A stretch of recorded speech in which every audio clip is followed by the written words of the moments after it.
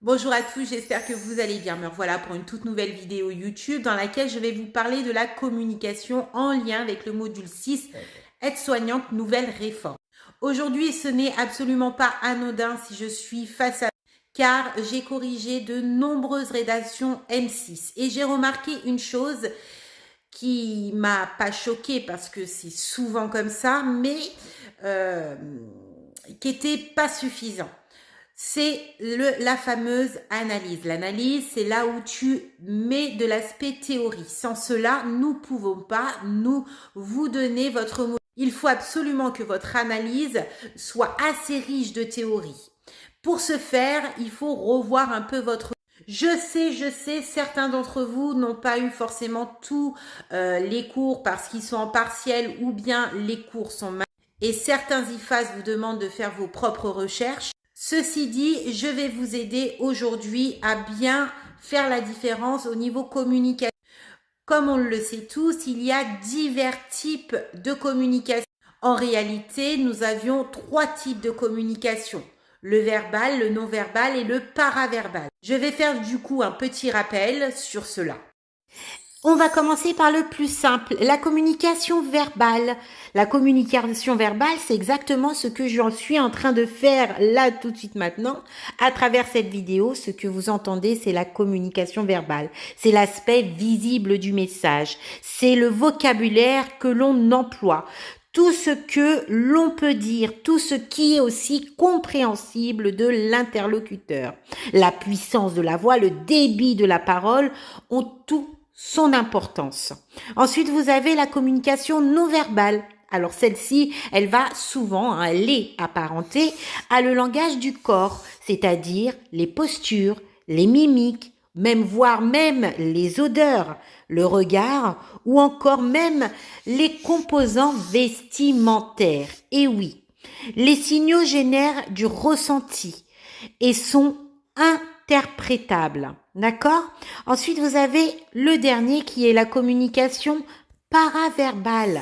Celle-ci correspond à l'intonation, au rythme et au volume usité.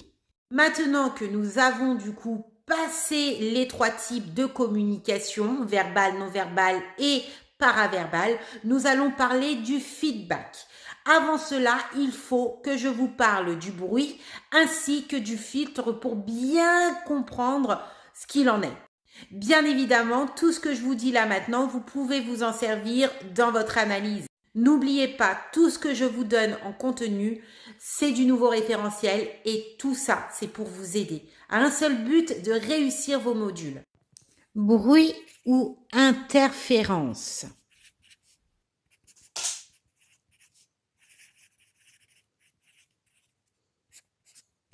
Les fameux bruits, tout ce qui fait perdre de l'information, toutes ces gênes dans le circuit communicationnel. Elle peut s'exprimer de différentes manières, une voix trop basse, des mouvements parasites ou une simple distraction passagère. Ça, ce sont que des exemples. Ces perturbations aléatoires semblent altérer la transmission, voire la bonne compréhension du message. Les filtres, tout comme le bruit, peuvent modifier le sens de départ du message. Celles-ci sont des opérations mentales qui sont tout simplement produites par le cerveau qui permettent de contrebalancer l'action des bruits. Voici le fameux schéma de Shannon que je vous ai reproduit. Vous avez certainement vu ce schéma en IFAS. Vous avez d'un côté les bruits, les interférences, les filtres de l'autre. Le canal communication, vous avez l'émetteur ou le destinateur, le récepteur ou le destinateur et vous avez le message, le code et le feedback. Et donc, on va parler du feedback. Le feedback ou la rétroaction. Qu'est-ce que c'est qu'Eloïse? Tout simplement correspondre à la réaction du récepteur et le retour à l'émetteur. Il va permettre de contourner l'obstacle des filtres. Il va tout simplement transformer le processus de communication en un système circulaire vivant. Attends, j'ai l'impression que je suis en train de te perdre. Reste jusqu'au bout. Ce feedback peut être sous forme de négatif ou bien positif. La communication se fait en plusieurs personnes, minimum 2 personnes. Tout va dépendre de l'interprétation du protagonisme. Soit va être positif, soit négatif. On appelle ça aussi une réponse symétrique. On appelle ça le miroir. Je ne sais pas si tu as entendu parler de ça, mais c'est très intéressant à le mettre dans ton analyse. Et le récepteur va tout simplement avoir un travail de décodage face à l'émetteur. L'émetteur émet le message, le récepteur va essayer, va tout simplement décoder tout signal, tout signaux pour l'interprétation du message. Attention pour le choix de ta communication, celle-ci ne doit porter aucun jugement. Fais attention à ta syntaxe, à bien respecter la trame qu'on t'a transmise.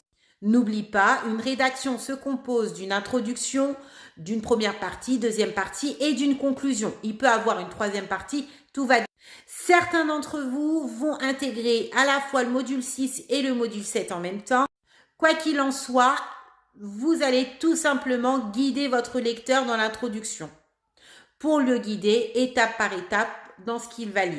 Je vous invite à regarder mes différentes vidéos que j'ai faites du coup concernant le module 6 et 7, dans laquelle vous allez retrouver également une vidéo d'un exemple de rédaction.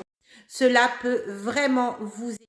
J'espère que cette vidéo t'aura beaucoup plu, t'aura beaucoup servi. Si c'est le cas, n'hésite pas à mettre ce petit pouce vers le haut, à m'encourager pour que je puisse continuer à faire d'autres vidéos. Je te dis à très vite pour une prochaine vidéo.